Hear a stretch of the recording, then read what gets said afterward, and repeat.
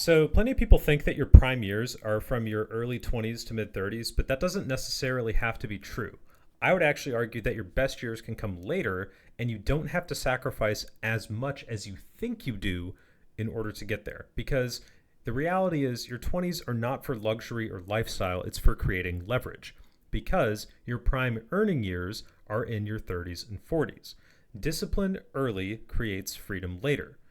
In modern society, a lot of people trade long term wealth for short term gratification.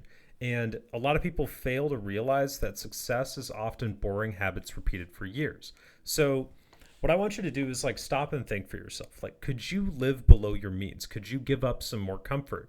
Could you sacrifice things? Because, dude, we're only human. We love dopamine and we love getting to enjoy comforts that like we wouldn't otherwise have been able to afford. So, it's super important to remember that like sacrifices early can buy you time and long term gain. And it doesn't have to be anything crazier than you think. Small investment choices, reducing your overall expenditure, actually budgeting, breaking out Google Sheets and creating a budget for yourself can benefit you so much. There's tons of options you can find online for sort of understanding what your monthly expenses are.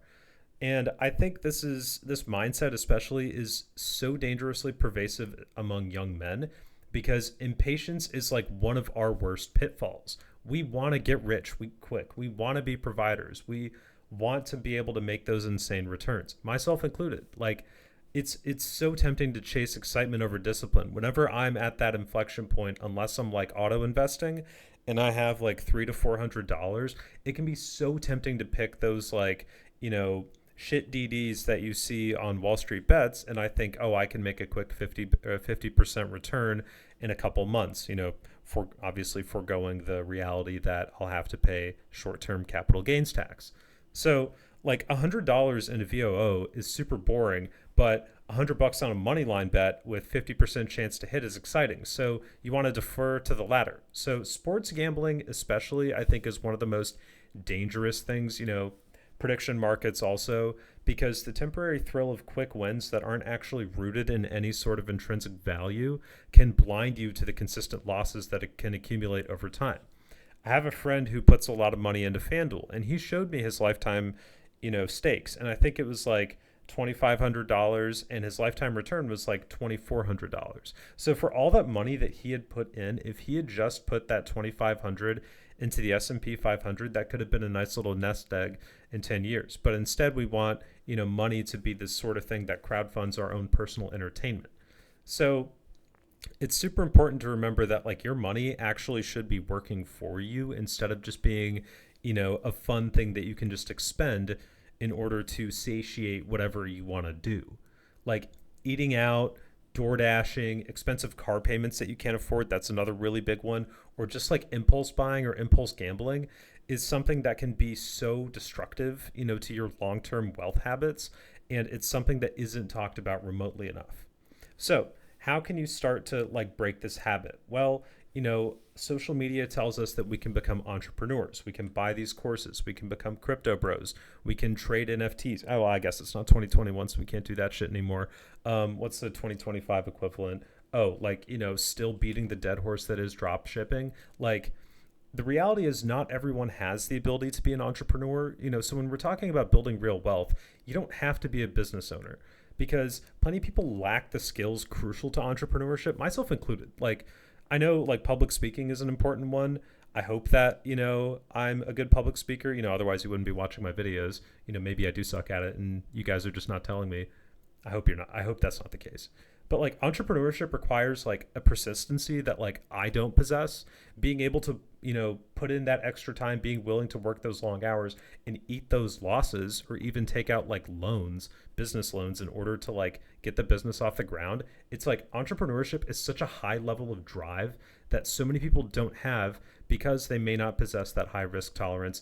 They don't have the patience for that kind of uncertainty or they don't have the drive to work those kind of long hours. So, instead of, thinking that the only like vehicles for class mobility are like entrepreneurship, buying courses, getting rich quick, that kind of thing, you can engage in the reliable and relative stable practice of deliberate investing because entrepreneurship is not stable.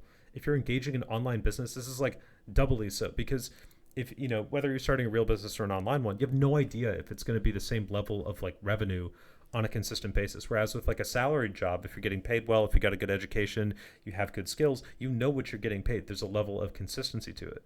And I think a lot of us have that innate fear of failure. Like taking risks is important. It's an important part to building wealth and building success, but taking calculated risks, ones that you are able to eat the losses for potentially, or work around, is even more important. So while buying courses, drop shipping, crypto, trading options, all that stuff, while it can be attractive because of the insane gains and the lucrative returns that you can get in that short amount of time, it can be really attractive. It doesn't result in consistent success, and it can be highly risky because these sort of like speculative bets are not tied to an asset. When you buy equity or when you buy shares in a company like Nvidia, you are an owner of a very partial amount of that company's equity, meaning that company's performance, whether they can deliver a real tangible product and create real genuine value, is rooted to that stock. Whereas something speculative like crypto, I mean, sorry to all the crypto bros out there, but like, Bitcoin, I thought its whole purpose was like anonymity and being able to obfuscate the origin of transactions. I thought that was something, good about it. But like the reality is it doesn't have like this kind of intrinsic value, aside from being decentralized. At least that's how I see it. Crypto bros, feel free to contradict me in the comments. I'm more than willing to discuss it. It's not something I personally engage a ton of money in. I think I have like a couple $100s in crypto, but it's not something I see as like a long-term thing because it doesn't like create that sort of innate value. So when it comes to overcoming that fear of failure, your mindset is everything. Like social media, I mean, and I think this is one of the worst parts of it all, it creates a lot of noise. It sucks to log on to Instagram, Twitter, YouTube, and see a lot of young people highly successful, making a lot of money, doing better than you. It can feel unfair because you feel, emotionally entitled to success. I do too. Like, those crypto millionaires, drop shipping gurus, trading influencers, like, yeah, they made all that money and they're doing great. And there always will be people that are more successful than you. And it's because people that are more successful than you are often deliberate, disciplined, have high risk tolerance, and don't make excuses for themselves. Because the reality is, if you want financial stability, it's not as hard as you think. Or even to be more successful, you just kind of need to change your mindset. So like the big thing is like to stop making excuses. The reality is you can't afford some of the things that you think you can. You want to be able to, buy those signs of like higher class mobility, like a nice car, maybe a nicer apartment, or maybe, a couple new, knickknacks that you just, really want sitting on the shelf to impress your friends. Like lifestyle inflation is a real thing, and we fall prey to it so much more often than we think we do. Because making money doesn't necessarily mean that you should spend more money. It does mean that you can afford, some more luxuries, sure. But, the only thing that should really scale with your income increase consistently is investing. It does sound ridiculous, but like, we all fall prey to it. You get paid a bonus and you want to buy some new shoes. All right. In my case, like I spent too much money on Lego sets. It'd be like that sometimes. But like, it's crucial to remember that like making your money work for you is what is really going to create that class mobility that, everybody craves. You will not get everyone to be successful. It's true. There's always going to be a group of people that are going to remain in the position that they are, either by a combination of bad luck or, a lack of discipline or, a lack of being willing to, go through multiple failures. So with that money that you have that you're generating, you have to outpace inflation with investing. You have to do it. So, in order to build that real actual wealth, the steps to it are really excruciatingly simple, boring, and honestly, it's just something that we all have to accept. Living below your means, remembering that impatience destroys young investors. It destroys them because we want those returns. We think that, social media has conditioned us to think that like becoming rich quickly is achievable, and it is for some people. That's just the reality. It is, but it's not achievable for most people. And stop chasing your peers. Those friends that you hang out with that are doing better than you, be happy for them, but calculate your own path. Everybody's different. Everybody has a different path to success. So making sure that you are able to set yourself up in a way that feels both tangible and achievable is so important. Investing consistently. That's like the main thing. Obviously I wanted this video to be a little more talking about like lifestyle and mindset change, but investing is very much a mindset, and increasing your income by focusing on skill development. And just remember, you're in this for the long term. Like retiring at 40 to 45 is still insane. Retiring at 50 to 55 is still, even retiring below 60 is still insane. And you can get there, you just have to be deliberate and consistent. So when you log on to social media and you see on Instagram people, going on crazy trips, buying crazy cars, doing better than you, just remember that like a lot of them in our 20s, and most of us frankly, we aren't living our best life or setting ourselves up. A lot of them aren't.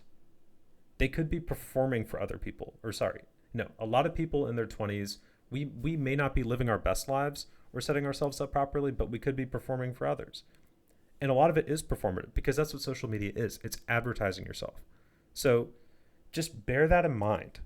I would just encourage people to remember that, like, paying yourself, investing in yourself is going to be the most important thing that you do. And social pressure and impatience can be one of the things that really destroys that. So self-improvement and having that long-term mindset is really going to consistently set you up. It just has to be deliberate. So guys, stay invested, stay consistent, work on yourself, keep your head down, and just remember it's all going to be okay.